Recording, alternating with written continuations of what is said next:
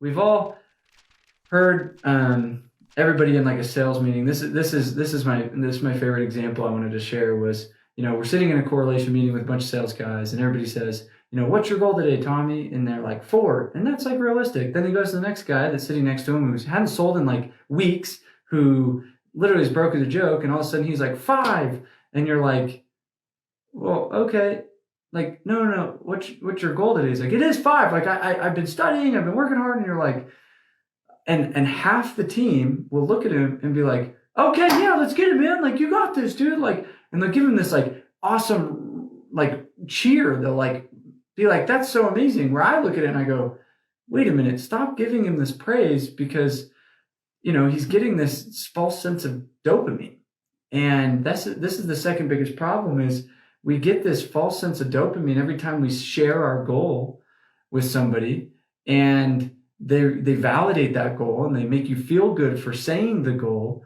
But the reality is you haven't hit the goal and you never will. Like you haven't promised, you haven't committed to that goal, and you haven't done the work or even come close to doing the work to get to the goal. So why am I getting all the validation just by saying it? So we get in this fine gray line because obviously a lot of the books are like, oh, share your goal with everybody and put it on the wall and like announce it so that you can have some accountability. I'm like, accountability is different than recognition. And oftentimes in the sales world, we get this recognition or dopamine hit when we share the goal. So be very cautious about you living on a high horse as if you already hit your goal and, saying, I'm committed to this. Please hold me accountable to this journey. And I really know that it's going to be a long journey. And it sounds crazy that I'm on this journey, but I want you to be aware of like what journey I'm about to start. So, I haven't hit it yet. So I want to stay humble, but I'm committed to it. Totally different. And I watch people, really get this false sense of dopamine a lot, especially in sales meetings. And I'm like, no, please just sell 1 before you sell 5. Like, let's just get you on the board, And sometimes you just want to call those guys out. And then the last one, the third, is they don't have a plan. It's like people put a goal, but they, it takes like 30 seconds to put a goal. It's like, I want to make $100,000. Like, well, that took you literally no thought. And it may take a full day, a week, month, sometimes a year to actually put a proper plan in business and sales and all the things, depending on how intricate your goal is. And most people don't have the emotional bandwidth or time commitment or energy to actually go put the plan together. So, the low level people is they just set the goal and say, I'm going to do this, but there's no actual like power behind that punch for the plan.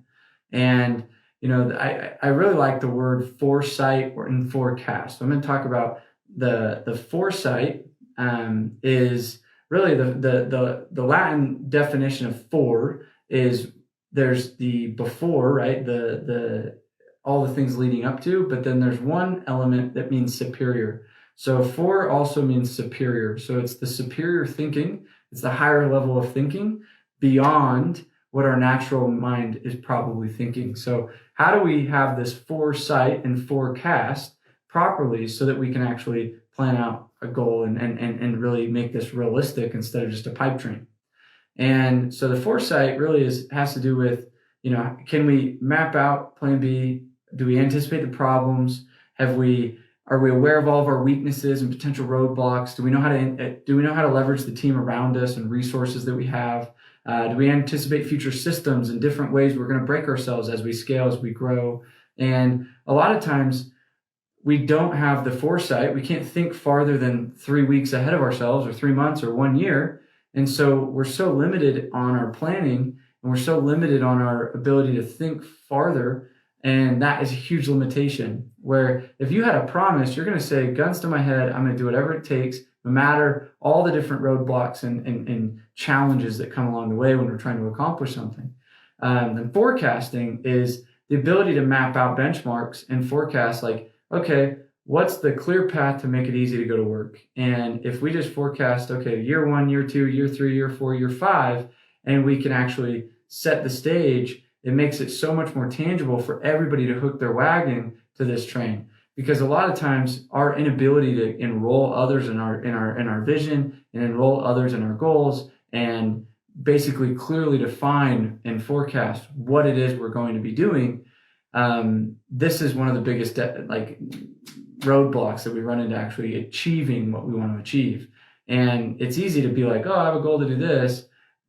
but it's hard to go forecast like, okay, this is the timing, this is the bell curve, this is like, it's going to be sucky for a year and then all of a sudden it's going to shoot up because of XYZ. It's that whole theory of like, a lot of times it's chiseling like on marble. It takes 100 hits and you don't see anything happen, and all of a sudden the 101th hit, you just, all of a sudden the marble cracks and you're like, well, was it the 101st hit or was it the 100 hits that nothing happened and then it was the 101st? But it's that forecasting of like, okay, it's going to take 100 hits with nothing happening, and then 101st, it's probably going to start to crack around then, and then we're going to actually start to be able to chip away at the marble.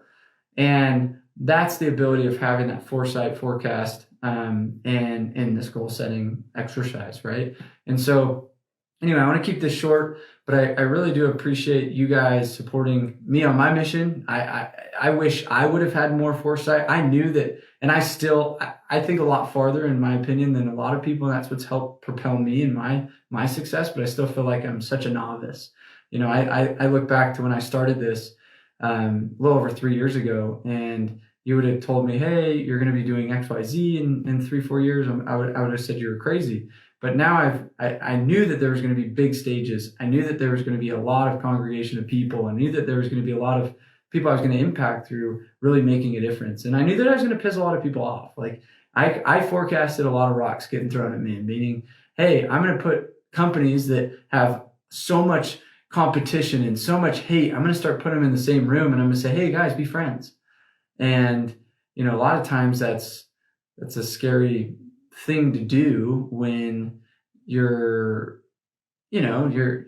have nothing to gain and nothing to lose. A lot of times it's like, I'm starting this nonprofit and I'm like raising money and I put a lot of money into it. It's like, why? Because I foresee a day where this industry is united. I foresee a day where some of the big players actually play ball together, and they put their resources together to actually make a change in legislation and licensing laws. I see a day where reps stop stealing money as much, and we catch the bad guys in this and we expose them. I see days where companies don't get away with some of the crap that they do, and there's a mediator that actually they have to answer to, and some accountability, and just like in other industries. And some people are like, no, that'll never happen. And I'm like, no, that's my vision with this whole mission is the consulting thing funds it, the speaking, the university, and all the other stuff we do. But the reality is, like, my mission was to unify, up level, and bring honor and integrity to this door-to-door space. And I'm now starting to try to think, okay, 10 years. How do I think farther than 1 year? How do I think past, where, I look back 10 years, I was 20 years old. I was, I hadn't even really done this, at all. And I fast forward another 10 years, and it's like, man, I believe we can accomplish way more than we believe. And it's just having that foresight and forecast to actually set out to go do it. And I invite anybody that's listening to this to start thinking bigger, to start practicing planning, and start practicing anticipating the future in a much more powerful way. And then to make a promise, and not to renegotiate in the emotional thick of the journey, but to say, I commit and I don't negotiate no matter what, anything less than my promise.